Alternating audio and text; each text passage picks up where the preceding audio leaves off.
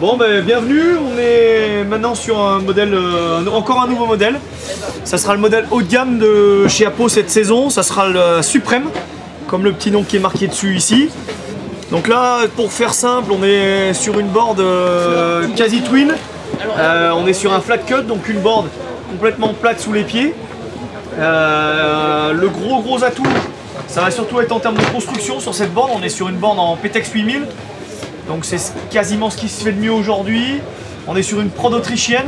Donc on a une semelle qui a vraiment une super glisse, très résistante, très costaud.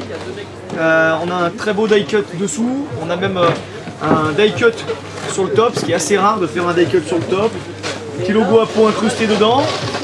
Et surtout au niveau du noyau, donc là on est sur un noyau qui a beaucoup de pop, qui a beaucoup de jus, qui sera très résistant. Qui est composé à la fois de peuplier et de hêtre en fait. C'est des lamelles qui sont collées en peuplier et en hêtre. Voilà. Bonjour, Cyril pour la Freeride TV. Donc moi je viens de tester la grosse nouveauté de chez Apo dans le haut de gamme, la Suprême, donc une planche placée à 580 €, une planche placée assez haut de gamme pour la gamme Apo, avec une semelle graphite où on sent de suite une glisse assez exceptionnelle.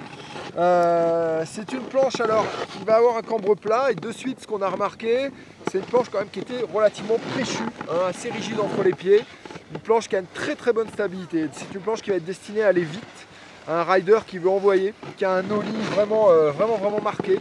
C'est une board qui serait à la fois, je dirais, dans un programme freestyle, mais avec une bonne polyvalence freeride. On est passé dans le trafolé.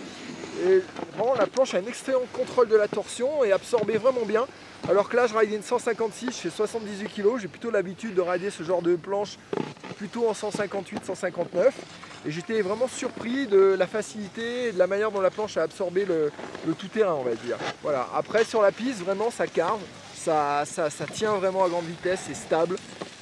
Voilà, vraiment une bonne planche et vraiment un très bon ollie, même si le freestyle n'est pas ma meilleure spécialité. Les quelques sauts que j'ai fait, ça m'a jeté et j'ai vraiment bien aimé cette planche.